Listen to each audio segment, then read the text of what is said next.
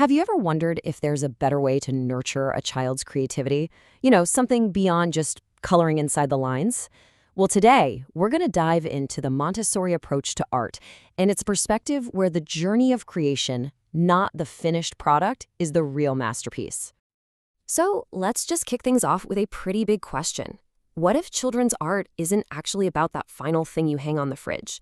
What if the real magic is in the process itself? The smearing, the mixing, the exploring, and the pure joy of discovery. Okay, so you've probably seen the stuff on the left a million times, right? Coloring books, pre-cut craft kits. It's all about copying a model and getting it right. But the Montessori approach on the right, it's a total game changer. It's all about open-ended exploration, where the real joy is in the doing, not in producing some perfect expected outcome. And this isn't just about fun and games. This quote really gets to the heart of it. Art is seen as a vital language for a child, just as crucial for their development as learning to talk or read. It's a way for them to express things they don't have words for yet. So what is this core philosophy all about? Well, it boils down to this one simple, powerful idea: process over product. The term for this is process art. Basically, it means we provide the tools, the paint, the clay, the paper, and then we just step back. We forget about those cookie-cutter crafts. The experience itself is the masterpiece. And you can really see this philosophy in action in a Montessori classroom. It just looks different. You won't see a bunch of identical projects hanging on the wall. Instead, you'll see kids choosing their own work and staying with it for as long as they want. All the materials are right there for them on low, accessible shelves. The adult's job? Prepare that amazing space and then let the child lead the way. And this is so important. The goal here isn't to churn out the next Picasso. It's about using art as a tool to help a child's inner development, to help them build concentration, coordination, independence, and that amazing confidence that comes from genuine self-expression. Okay, so that's the why. But how does this actually look in practice? Let's dig into a really cool method called the Artist of the Month.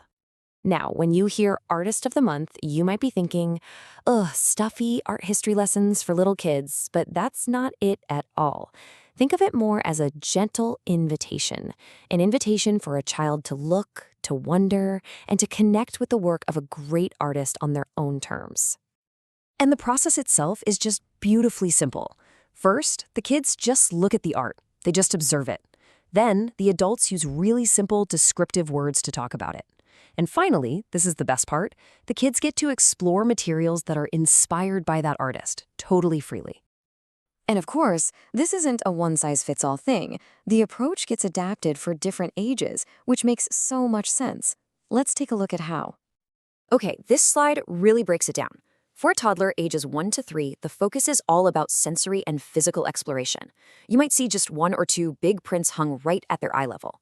And the language is super simple, like look at the dots. The activities are all about feeling, finger painting, big chunky brushes. But then, for a primary age child, 3 to 6, things start to shift. There might be more prints, and you'll start hearing words like color, line, and shape.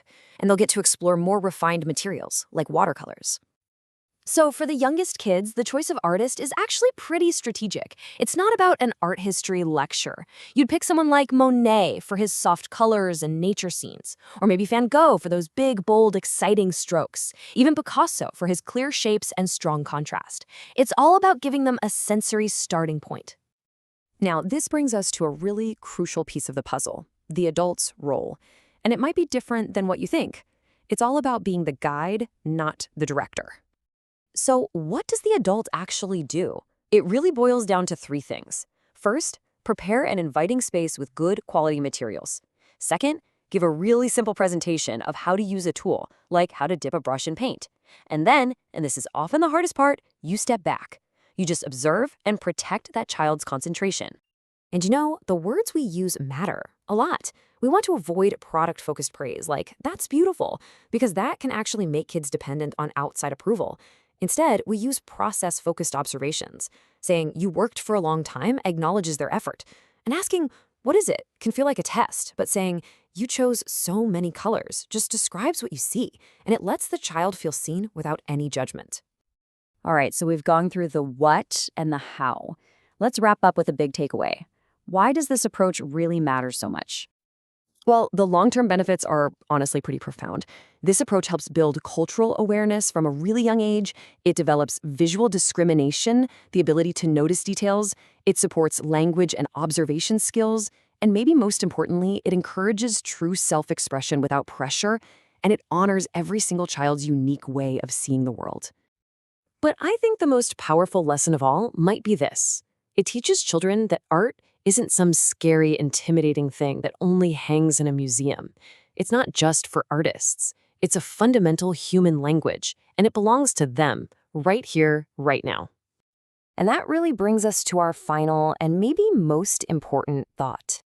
The goal of this entire approach isn't to pour creativity into a child.